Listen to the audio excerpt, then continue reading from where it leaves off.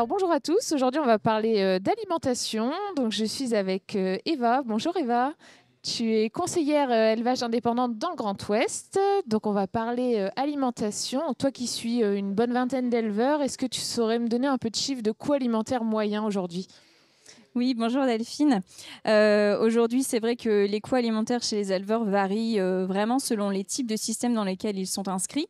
On peut dire que le coût alimentaire acheté aujourd'hui dans les grandes régions ouest oscille entre 50 à 70 euros les 1000 litres sur les coûts d'alimentation achetés.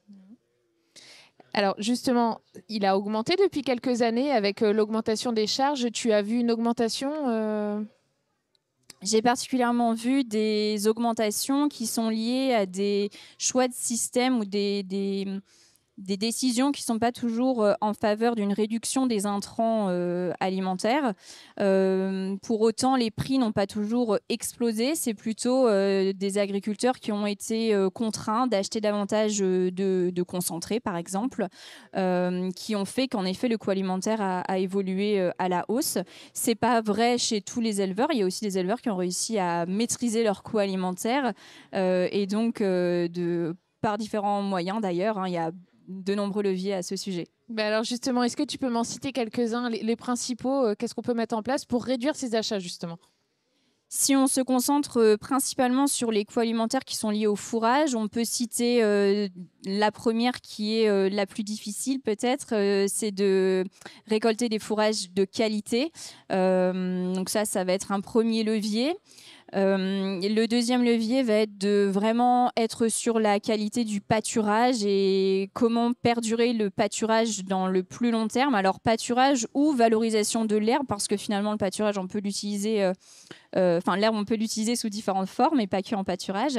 Et puis un dernier levier qui à mes yeux est vraiment plutôt un objectif de moyen terme, ça va être sur la sécurisation de son système fourrager, donc c'est-à-dire anticiper les besoins de son troupeau sur au moins horizon 12 mois, en anticipant bien sûr ses stocks et donc de prévoir l'assolement de l'année à venir.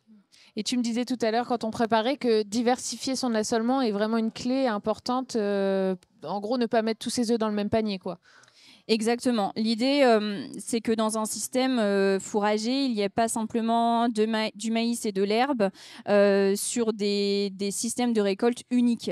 Est-ce qu'il n'est pas judicieux aujourd'hui de varier dans son assolement en implantant par exemple différentes variétés de maïs qui vont être récoltées à différents stades de maturité, parce qu'il est peut-être judicieux de se dire, bah voilà, je vais récolter du maïs en ensilage, du maïs épi ou du maïs grain aussi. On peut aussi faire le choix d'implanter du sorgho fourrager.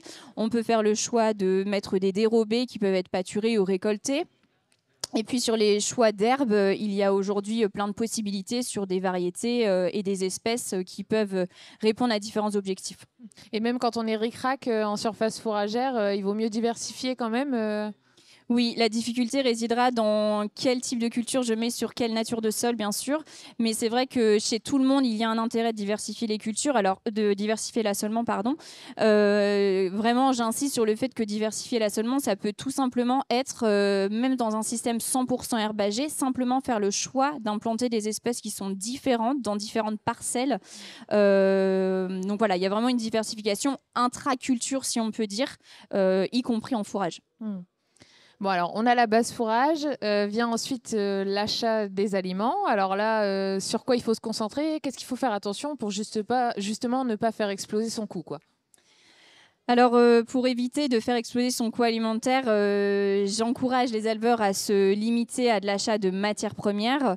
Ceci a deux intérêts. Le premier, c'est de connaître nécessairement les valeurs alimentaires de ce qu'on achète, puisque forcément, un tourteau de soja, un tourteau de colza, il aura toujours la même valeur alimentaire ou presque. Et puis, l'autre intérêt des matières premières, c'est qu'on va pouvoir contrôler autant que possible le coût que ça va endurer pour l'éleveur, de par la réalisation de contrats. Alors aujourd'hui, il y a plein d'outils et de conseils disponibles pour aider les agriculteurs et les accompagner dans le choix des anticipations de contrats pour les cours de matières premières. Voilà, c'est la piste sur laquelle j'incite beaucoup. L'avantage des matières premières, c'est qu'on permet aussi de contrôler les valeurs alimentaires et de pouvoir compenser des fourrages qu'on a produits chez soi qui ne sont pas forcément suffisamment qualitatifs. Donc, on sait quelles matières premières je vais pouvoir acheter pour compenser ces fourrages-là. Ok, donc on laisse tomber un peu les aliments composés où on ne sait pas trop ce qu'il y a dedans. Disons que je vois beaucoup d'éleveurs qui achètent aujourd'hui des aliments composés qui, finalement, quand on leur demande quel est ton aliment là au robot ou dans ta ration base à l'auge, c'est un aliment, c'est une VL à 400 € la tonne. D'accord, mais ça ne me dit pas ce qu'il y a dedans. Et donc, en fait, c'est plutôt ce discours-là qui me gêne qui montre finalement la méconnaissance de ce qu'on achète. Par contre, on a bien retenu le prix, que c'était cher, donc on s'attend à que ça fasse du lait, clairement. Mais moi, ce qui me gêne, c'est pas forcément d'acheter en usine des aliments composés, c'est que l'agriculteur n'ait pas suffisamment été accompagné pour bien avoir connaissance des constituants de ce qu'il distribue. Et donc, comment voulez-vous qu'il corrige, qu'il adapte ses fourrages si en fait c'est le concentré qui ne connaît pas, dont il ne connaît pas les compositions qui guident finalement la réponse en lait. Et justement, est-ce que les coproduits ne peuvent pas se positionner aussi à côté de ces achats de matières premières pour peut-être substituer même en partie ces achats? Tout à fait. Alors les coproduits, c'est plutôt une opportunité de marché et géographique. Alors évidemment, ça va beaucoup dépendre des régions et de votre proximité avec une usine agroalimentaire, par exemple. Mais j'ai un exemple en tête, notamment d'un agriculteur breton qui a bénéficié de coproduits issus d'une usine agroalimentaire à base d'haricots verts, brocolis et petits pois. Donc oui, je suis arrivée sur la ferme avec des vaches qui mangeaient des petits pois, mais finalement, ça marche très bien à hauteur de 12 kg de matière sèche par jour, complémenté avec du foin et 3 kilos de concentré à l'auge, on arrivait à avoir des vaches qui produisaient du lait à 23 kilos de lait avec des bons taux protéiques et butyreux. Donc en effet, les coproduits, c'est une piste. Encore faut-il trouver l'opportunité, mais en effet, c'est une piste. Et enfin, peu importe l'achat qu'on fait, le tout c'est de savoir calculer son coût alimentaire et sa marge sur coût. Je dirais surtout en effet de savoir finalement quelle est la marge sur coût alimentaire. Donc qu'est-ce qui reste dans ma poche une fois que j'ai vendu mon lait et payer mes aliments et fourrage. C'est un calcul qui est finalement assez simple à faire. C'est la quantité de lait fois le prix vendu, moins la quantité de tous vos aliments et fourrages fois leur coût. Donc ça vous donne votre marge sur coût alimentaire.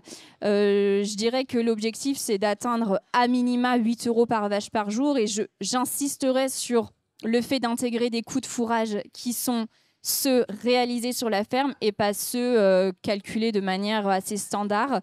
On a souvent tendance à sous-estimer le coût des fourrages et quand en fait on met le coût de l'ETA ou de l'ACUMA plus le temps de l'éleveur, finalement on est sur des coûts plus élevés qui font réduire la marge évidemment. Et ça on oublie souvent de prendre en compte le temps passé. Oui. Mais écoute, merci beaucoup Eva pour ces premiers conseils et puis qu'on élargira dans d'autres articles puisque tu es partenaire de WebAgri, donc vous pouvez retrouver d'autres articles rédigés notamment par Eva sur WebAgri. Merci. Merci.